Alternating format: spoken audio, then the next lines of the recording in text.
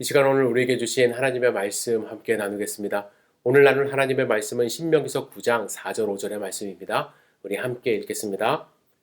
내 하나님 여호와께서 그들을 내 앞에서 쫓아내신 후에 내가 심중에 이르기를 내 공의로움으로 말미암아 여호와께서 나를 이 땅으로 인도하여 들여서 그것을 차지하게 하셨다 하지 말라. 이 민족들이 악함으로 말미암아 여호와께서 그들을 내 앞에서 쫓아내심이니라. 내가 가서 그 땅을 차지함은 내 공의로 말미암음도 아니며 내 마음이 정직함으로 말미암음도 아니요 이 민족들이 악함으로 말미암아 내 하나님 여호와께서 그들을 내 앞에서 쫓아내심이라. 여호와께서 이같이 하심은 내 조상 아브라함과 이삭과 야곱에게 하신 맹세를 이루려 하심이니라. 아멘. 오늘 주실 말씀을 기대하며 잠시 기도드리겠습니다. 사랑과 은혜가 충만하신 아버지 하나님, 말씀하여 주시옵소서. 주님의 말씀에 귀 기울이는 소중한 시간 될 수 있도록 인도하여 주시옵소서. 오직 주님의 말씀만 우리 마음밭에 뿌려 30배, 60배, 100배의 결실을 맺을 수 있도록 주여 축복하여 주시옵소서. 이 시간을 온전히 주님께 의지합니다. 예수님의 이름으로 기도드렸사옵나이다. 아멘. 여러분 혹시 베네팩턴스 현상이라는 심리학적 용어를 들어보셨는지 모르겠어요. 이 용어는 선행, 자비심을 뜻하는 beneficence라는 단어하고 결과, 효과를 뜻하는 effectance의 합성어입니다. 그래서 잘 되면 내 탓, 그리고 안 되면 남의 탓으로 돌리는 사고 방식을 의미한다고 합니다. 이러한 현상은 주변에서도 쉽게 발견할 수 있는데 취업이 어려워서 취업을 하고 있지 못하는 사람이 이렇게 생각을 하는 거예요. 회사가 인재를 몰라본다. 그리고 부모님의 지원이 부족했다. 그래서 남을 원망하기도 합니다. 하지만 반대로 그런 사람이 취업에 성공하면 그동안 고생한 보람이 있다며 이제 자기 자신을 칭찬하는 경우에 이런 용어를 사용한다고 합니다. 근데 여러분 왜 이러한 현상이 일어날까요? 여러분들도 경험해 보지 않으셨나요? 학자들의 연구에 따르면 인간의 뇌는 자신의 인식과 행동을 자신에게 유리하게 왜곡하는 경향이 있기 때문이라고 말을 합니다. 그래서 대부분의 사람은 성공의 공로는 실제보다 무겁게, 반대로 실패에 대한 책임은 가볍게 여기도록 유도하는 심리 기제를 가지고 있다고 합니다. 그런데 여러분, 이 같은 인간이 갖고 있는, 우리가 보통 갖고 있는 베네팩턴스 현상에 대해서 이미 3,500년 전 모세가 간파하고 이스라엘 백성에게 이 주의를 줍니다. 오늘 우리가 함께 나눌 신명기 9장에서 모세는 계속해서 이스라엘아 들으라 라며 설교를 지속하는데 앞으로 이스라엘 백성이 가나안 땅을 차지하게 되면 그들이 그 땅을 차지하게 되는 이유를 분명히 알아야 한다고 이야기를 합니다. 그러면서 이 베네팩턴스 현상을 주의하라고 이야기를 해요. 4절 다시 한번 우리 읽어보겠습니다. 시작. 내 하나님 여호와께서 그들을 내 앞에서 쫓아내신 후에 내가 심중에 이르기를 나의 의로움을 인하여 여호와께서 나를 이 땅으로 인도하여 들여서 그것을 얻게 하셨다 하지 말라. 실상은 이 민족들이 악함을 인하여 여호와께서 그들을 내 앞에서 쫓아내심이니라. 그리고 5절 상반부에 이 점을 다시 한번 강조해서 말합니다. 내가 가서 그 땅을 얻으면 너의 의로움을 인함도 아니며 내 마음이 정직함을 인함도 아니요 이 민족의 악함을 인하여 내 하나님 여호와께서 그들을 내 앞에서 쫓아내심이라. 모세가 여러분 먼저 지적하는 내용이 무엇입니까? 행여라도 너희가 그 가나안 땅을 정복한 후에 속으로 이렇게 생각하지 말라는 거예요. 나의 의로움 때문이다. 나의 정직함 때문이다. 그래서 내가 이 땅을 얻었다 생각하지 말라라는 것입니다. 모세는요 이미 그들이 교만에 빠질 것을 간파하는 거예요. 그리고 모세는 이와 같은 교훈과 함께 지난 40년 동안 이스라엘 백성이 어떤 삶을 살았는지, 광야에서 그들이 무슨 짓을 했는지 상기시켜 줍니다. 실제로 보시면 모세는 이렇게 이야기해요. 너는 광야에서 여호와를 경노하게 하던 일을 잊지 말라. 이렇게 상기시키고 교훈합니다. 그들은 공의롭고 정직한 백성이 아니었던 거예요. 그들은 여호와를 경노하게 했던 백성이라는 것입니다. 여러분들이 작년에 우리 민수기서를 함께 묵상했었는데 하나님을 경노하게 했던 사건 무엇이 기억나시나요? 모세는 여러 가지 사건들이 있었지만 가장 큰 두 가지 사건을 9장에서 언급을 하는데, 먼저 호렙산 금송아지 사건입니다. 모세가 호렙산에서 하나님이 주신 십계명 돌판 2개를 가지고 내려올 때에 이스라엘 백성이 무엇을 하고 있었나요?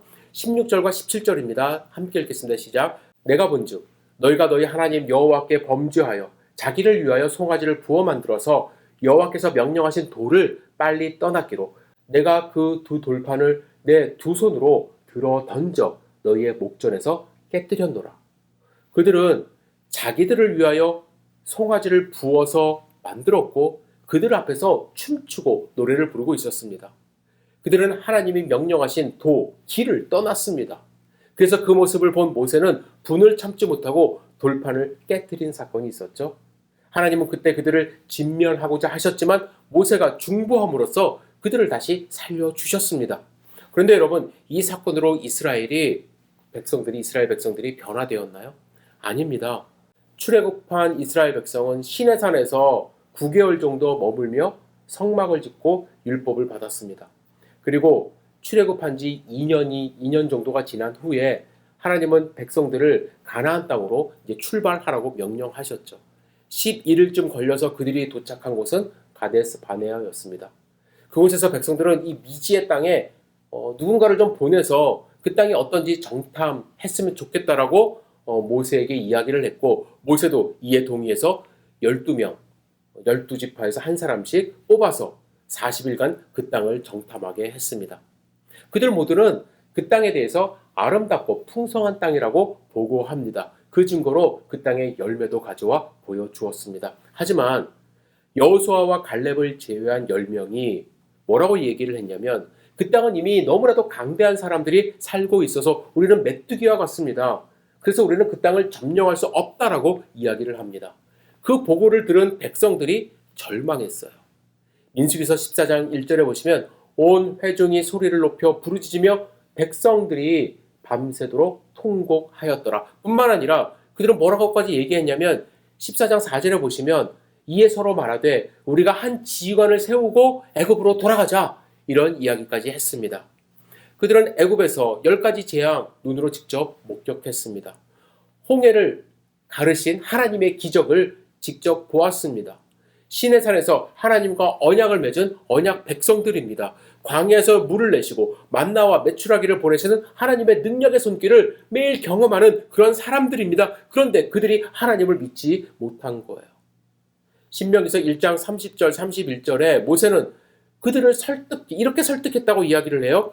너희보다 먼저 가시는 너희 하나님 여호와께서 애굽에서 너희를 위하여 너희 목전에서 모든 일을 행하신 것 같이 이제도 너희를 위하여 싸우실 것이며 광야에서도 너희가 당하였거니와 사람이 자기의 아들을 아는 것 같이 너희 하나님 여호와께서 너희가 걸어온 길에서 너희를 아르사 이곳까지 이르게 하셨느니라. 하나님이 그들을 위하여 싸우시고 하나님이 그들을 안으셨다라고 계속해서 이야기를 했습니다. 그런데 10명의 정탐꾼들 말에 그들의 본 모습이 드러난 거예요. 1장 32절에 신명기서 1장 32절에 모세는 이 일에 너희가 너희 하나님 여호와를 믿지 아니하였도다, 이렇게 말을 합니다. 그들은 하나님을 믿지 않았습니다.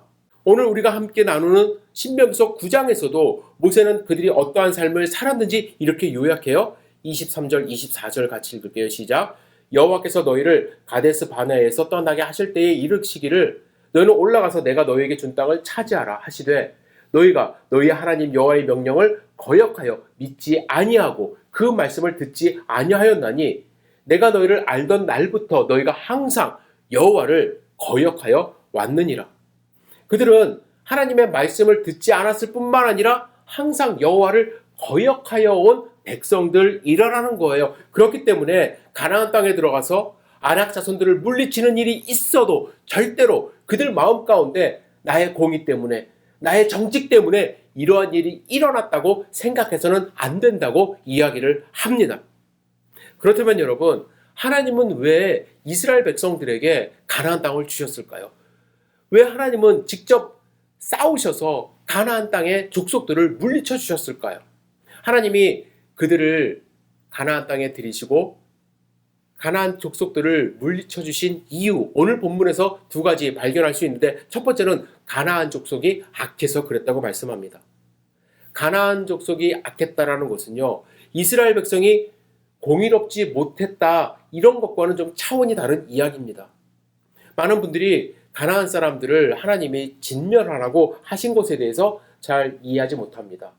사실 모세의 설교를 읽으며 이스라엘 백성도 공의롭지 못하고 정의롭지 못했다고 했는데 왜 가나안 사람들 좀 악하다고 해서 진멸하라고 하셨을까? 그죠? 여러분들이 여기서 주의 깊게 생각하셔야 되는 것은 무엇이냐면 이 가나안 사람들의 악함은 그냥 자기들만 악한 것이 아니라 주변의 다른 사람들도 동일하게 악하게 만들기 때문에 그들을 가만히 둘 수 없으셨던 거예요. 그 땅 가나안 사람들이 있는 한 하나님의 백성이 그 땅에서 하나님만 섬기며 살 수 없다라는 것을 하나님이 아셨기 때문에 하나님은 먼저 그 땅에서 악한 것을 제하고자 하신 것입니다. 제가 몇 번 말씀드렸죠. 가나안 족속의 제사, 하나님께 드리는 제사와 완전히 형식도 다르고, 그죠? 그 모습이 너무나도 대조적입니다. 자극적이에요. 가나안의 제사는. 술을 마시고 춤을 추고 음란한 행위를 하고 신을 부르기 위해서 자기 몸을 자해까지 합니다. 반면에 하나님께 드리는 제사, 성막과 성전을 한번 상상해 보세요. 조용히 하나님을 묵상하고 조용히 하나님의 음성에 귀를 기울입니다. 그죠? 수십 년간 이러한 성막을 경험한 이스라엘 백성이 가나안 신전을 본다고 하면은 분명히 그들도 마음이 동해서 그들과 함께 할 것을 알기 때문에 하나님은 이 가나안의 악을 쫓아내기로 하신 거예요. 여러분, 역사적으로 어떤 일이 벌어졌죠? 이스라엘 백성들은요, 가나안 사람들을 진멸하지 못했습니다. 그래서 가나안 땅에 정착한 후 사사시대를 기록한 사사기서를 보면요, 이스라엘 백성은 가나안 땅 주민들과 동질화되어가는 모습을 발견할 수가 있어요. 그래서 하나님은 그들을 다 쫓아내라고 명령하시고 하나님이 앞서서 전쟁을 치르겠다고 하신 것입니다. 절대로 이스라엘이 공의롭고 그들이 정직해서 하나님이 그들을 쫓아내신 것이 아니에요. 두 번째로 중요한 것은 무엇이냐면 하나님은 약속을 지키기 위하여 이스라엘이 가나안 땅을 차지하게 하신 거예요. 5절 하반부 다시 한번 읽겠습니다. 여호와께서 이같이 하심은 내 조상 아브라함과 이삭과 야곱에게 하신 맹세를 이루려 하심이니라. 하나님이 아브라함, 이삭, 야곱에게 하신 약속 여러분 기억나십니까? 창세기 12장에 보면 크게 세 가지를 말씀하시는데 첫 번째로 큰 민족을 이루고 내 이름을 창대케 하리라 하셨습니다. 이것은 그에게 아들을 주실 뿐만 아니라 100세 된 아브라함에게 아들을 주실 뿐만 아니라 그들을 왕성케 하셔서 큰 민족을 이루고 또 그 후손까지 축복을 연장시켜 주시겠다는 약속이죠. 두 번째 약속은 무엇이냐면 12장 7절의 창세기입니다. 이 땅을 내 자손에게 주리라 약속하셨어요. 이 땅은 가나안 땅입니다. 하나님이 아브라함에게 그 후손이 가나안 땅을 차지하게 될 것이라고 약속을 하셨어요. 그리고 셋째로 12장 3절에 너는 복의 근원이 될지라 말씀을 하셨습니다. 이것은 아브라함이 살아있는 동안에 그가 받은 축복을 다른 사람들에게도 나눌 수 있는 사람이 되겠다라는 약속과 더불어서 더 중요한 것은 아브라함의 자손으로 예수 그리스도께서 이 땅에 오심으로 온 세상에 축복을 주시겠다는 약속이기도 합니다. 하나님은 아브라함과 이같이 약속하셨고 그 약속을 이루기 위해 역사를 진행하셨어요. 많은 사람들이 야곱의 아들 요셉이 애굽에 팔려간 것은 형들이 그를 노예로 팔았기 때문이라고 생각합니다. 하지만 하나님은요, 노예로 잡혀간 요셉을 통하여 그의 가족들이 애굽에 들어와 민족으로 성장시킬 수 있는 토대를 마련하기 위해 요셉을 애굽에 잡혀가도록 허락하신 거예요. 하나님이 뒤에서 일을 하신 것입니다. 여러분, 유목민들은요, 민족으로 성장하기가 너무나도 어렵습니다. 그들은 잘 모일 수가 없거든요. 그래서 하나님은 그들을 400년간 애굽에 정착하게 하신 거예요. 그래서 히브리 민족이 정말로 위대한 민족으로 성장하게 하신 것입니다. 요셉이 애굽으로 간 것, 하나님의 약속을 이루는 과정 중에 일어난 것이죠. 민족으로 성장했을 때 애굽의 바로로부터 핍박을 받게 하십니다. 그들이 하나님께 부르짖었고 하나님은 아브라함과 하신 약속을 기억하시고 그들을 출애굽시켜 주셨습니다. 애굽에 재앙을 내리시고 홍해를 가르시고 만나와 메추라기를 보내주셔서 그들을 살리신 거예요. 비록 그들이 하나님을 거역했고 배반했지만 하나님은 약속을 지키기 위해 참고 또 참고 그들을 여기까지 인도하신 것입니다. 이스라엘 백성들은 절대로 잊어서는 안 돼요. 그들이 공의롭고 정직하고 힘이 있어서 가나안 땅을 차지한 것이 아니라 오직 아브라함과 이삭과 야곱에게 하신 믿음의 조상들에게 하신 약속을 지키기 위하여 그들에게 가나안 땅을 주신 거라는 거예요. 그들은 겸손해야만 합니다. 그래서 가나안 땅을 약속의 땅이라고 이야기를 하는 거예요. 모세는 그들이 그것을 잊어버릴까 봐, 자기들이 잘나서 그 땅을 차지했다고 생각할까 봐, 그래서 지금 그들에게 경고의 말씀을 하고 있는 것입니다. 여러분, 이스라엘 백성이 들어가서 살게 된 젖과 꿀이 흐르는 가나안 땅은요, 우리 그리스도인들이 마지막 때에 가게 될 하나님 나라를 예표합니다. 근데 여러분들 잘 생각해 보세요. 우리 중에 혹시 천국에 갈 때 역시 내가 신앙생활 열심히 해서 천국 갈 수 있구나 라고 자신 있게 생각한다면 여러분들 그거 착각이라는 거예요. 우리의 공의로, 우리의 정직함으로 우리는 절대로 천국에 갈 수 없어요. 그렇죠? 여러분들 그 사실 아십니까? 그렇다면 나 자신을 바라보는 시각뿐만 아니라 다른 사람을 바라보는 시각도 우리는 변화되어야 돼요. 나 같은 죄인 살리신 주님의 은혜, 그 은혜는 다른 사람에게도 동일하게 적용된다는 것이죠. 이 세상에 어떤 누구도 살리지 못할 하나님의 은혜가 없다라는 것 아셔야 돼요. 그런데 주변에 보면 바리새인과 같은 사람들이 있습니다. 예수님이 예를 들어서 말씀하실 때에 바리새인들은 어떻게 기도한다고 했습니까? 누가복음 18장 11절에 바리새인은 서서 따로 기도하여 이르되 하나님이여 나는 다른 사람들 곧 토색 불이 간음하는 자들과 같지 아니하고 이 세리와도 같지 아니함을 감사하나이다. 바리새인은 스스로 의롭다고 생각했습니다. 하지만 예수님이 뭐라고 말씀하셨는지 아세요? 내가 너희에게 이르노니 이에 저 바리새인은 아니고 이 사람이 의롭다 하심을 받고 그 집으로 내려갔느니라. 여기서 이 사람은 세리예요. 죄인이지만 하나님 앞에서 자기의 죄를 자복하고 눈물로 회개한 그 세리의 기도를 하나님이 들으셨다라고 이야기를 합니다. 여러분, 우리의 행위로는 절대로 의롭다 하심을 받을 수 없어요. 시편 53편 2, 3절입니다. 하나님이 하늘에서 인생을 굽어 살피사 지각이 있는 자와 하나님을 찾는 자가 있는가 보려 하신즉 각기 물러가 함께 더러운 자가 되고 선을 행하는 자가 없으니 한 사람도 없도다 말씀하십니다. 사도 바울 로마서 3장에 기록된 바 의인은 없나니 하나도 없으며라고 기록하지 않습니까? 우리는 결코 우리의 의로 하늘나라에 들어갈 수 없어요. 하나님의 축복을 받을 수도 없습니다. 그런데 우리의 삶을 돌아보면 광야 같은 이 삶에서 틈만 나면 이스라엘 백성처럼 하나님을 잊습니다. 그리고 어떻게 하면 가나안 문화와 접촉해서 그들과 함께 할 수 있을지를 고민해요. 그들의 풍요로움을 부러워합니다. 그들의 화려함을 동경합니다. 그렇죠?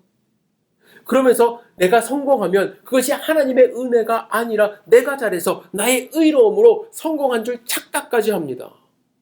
그래서 오늘 우리가 함께 나눈 이 신명기 9장의 모세의 설교는 우리에게도 그대로 적용되어야만 합니다. 우리가 천국 갈 수 있는 것, 우리가 복받고 살 수 있는 것, 지금 이 순간을 살아갈 수 있는 것, 이 모든 것 여러분과 저의 공로가 아닙니다. 전적으로 우리를 향하신 하나님의 은혜임을 여러분들 믿으셔야만 합니다. 그리고 이 은혜에 날마다 감사하며 찬양하며 살아가야만 합니다.